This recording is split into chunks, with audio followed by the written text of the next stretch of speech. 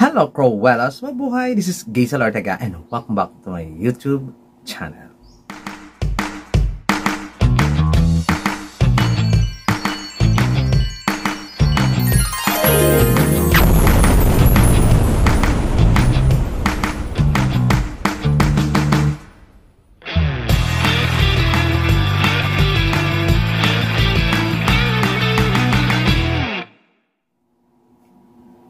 Hey!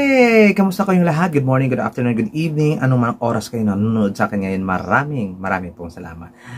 Sa mga hindi pa po dyan nakasubscribe, please subscribe my YouTube channel, Gaysel Ortega, Cruella and Pageantry, and click the notification bell below para updated kayo when it comes na maglabas ako ng aking mga video. And now, ngayon ko nang ilalabas ang aking top 15 sa National Costume Competition dito sa Miss Universe Philippines 2024.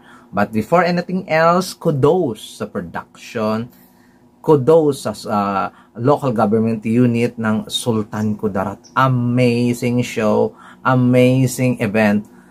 Grabe, feeling ko nanonood na ako ng Coronation Night. Ganon kabongga ang reception doon sa Sultan Kudarat. Thank you so much, Miss Universe Philippines, na ipinadala at ipinakita ninyo kung gaano kaganda ang Sultan Kudarat.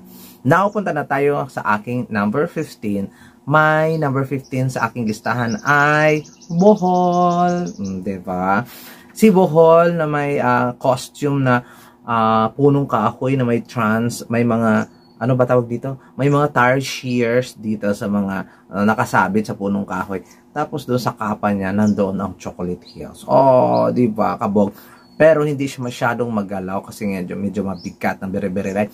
But still, isa sa mga magaganda national costume. Number 14 sa aking listahan, Bantayan Island. Oh, diba? Kumbaga na-represent niya ang marine flora ng Cebu, ng Bantayan Island. Grabe, ang ganda ng kulay, ang ganda ng execution, wala kang masabi, ang ganda-ganda ni Doktora, amazing. Kaya nilagay ko siya sa aking number 14, Bantayan Island.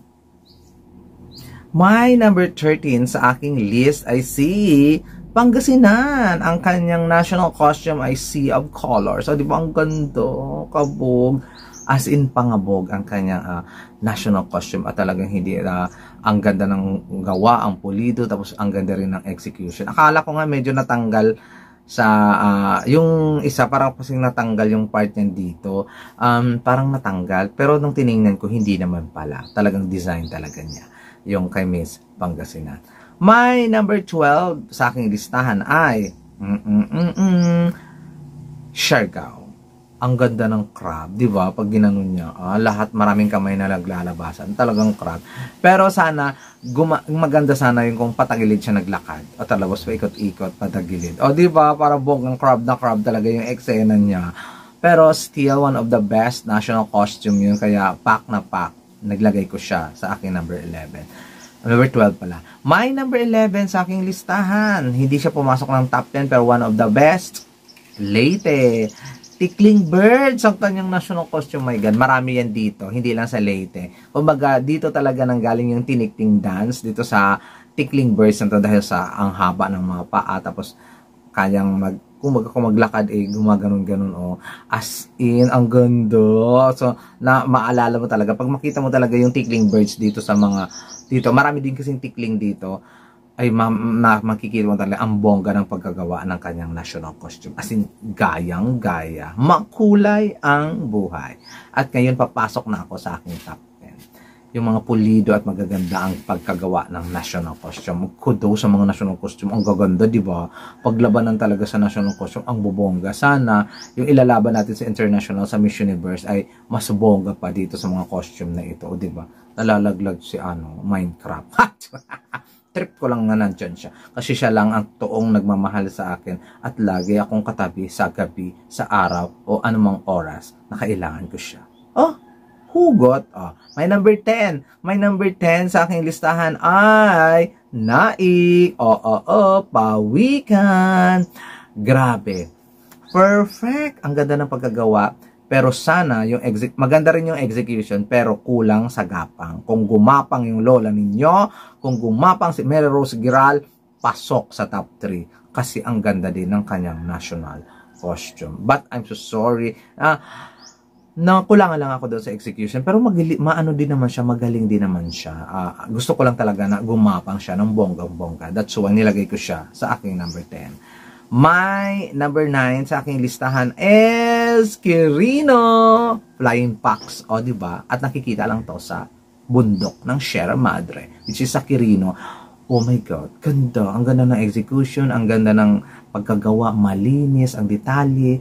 O diba, kaya naman palang kumabog ng mga hindi frontrunner. To be honest, wala pang frontrunner ako na babanggit dito. Last sila number 15 hanggang sa kay number 9. Si Bohol, Bantayan, Pangasinan, Siargao, Leyte na Quirino ay mga hindi mga frontrunner ni pa tawag doon, Dark Horse, hindi mo sila maituturing.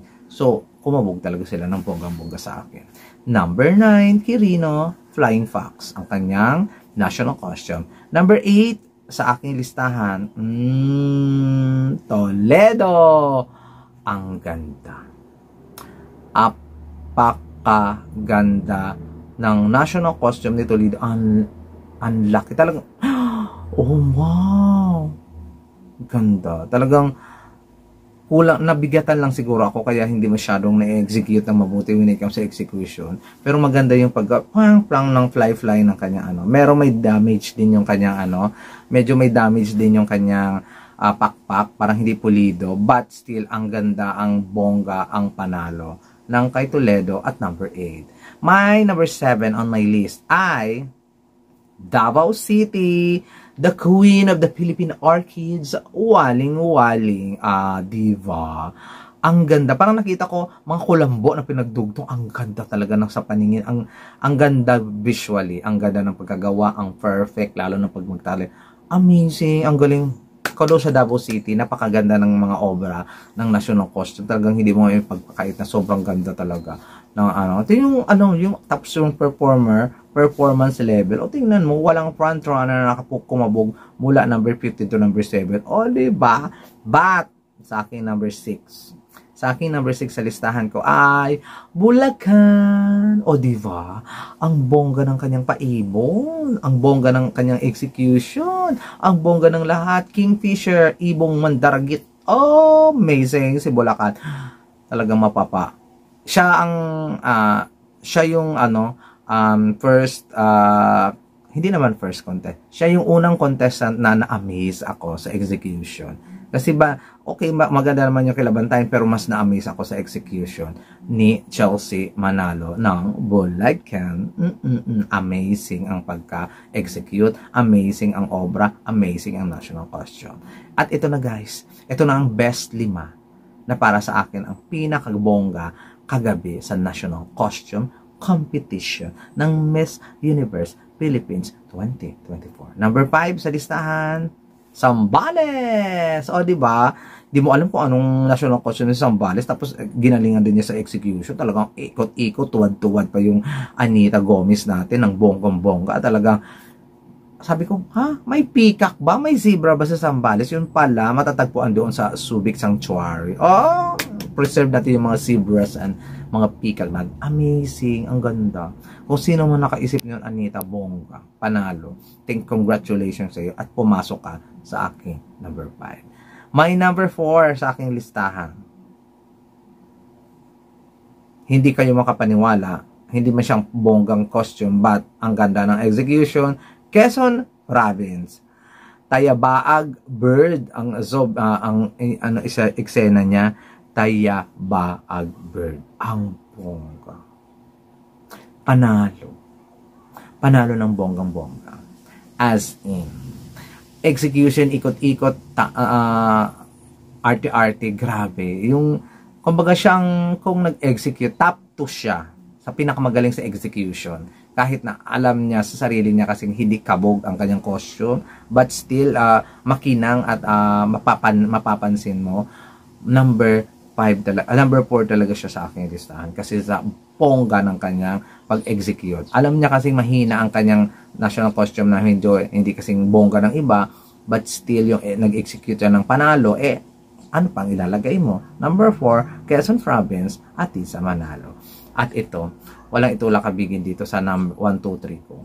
Number 3, Southern California, Tubata Harris ang kanyang national call. Oh, to be honest guys, sa totoong buhay, siya ang may pinakamakulay, siya ang may pinakamalaki, siya ang yatang may pinakamabigat, siya ang may pinakamagandang national costume. Napakaganda. Ang ganda ng execution maliban doon sa struggle sa pag-iikot. Doon lang eh. Okay na sana eh. Sa pag-ikot niya, hirapan talaga ang si Jet. So, but grabe, amazing. Deserve niya talagang ma-awardan kagabi. Sa aking number 3, Southern California, Jet Hammond, Tubata Harris. Ang ganda talaga. Siya ang may pinakamagandang national costume. Talagang, may taklobo pa doon sa kapan niya, no? Diba? Amazing. Bongga. My number 2 sa aking listahan, Tacloban. Amazing! Ang kanyang national costume, which is halo. Kinakain namin yan dito. Marami yan dito din.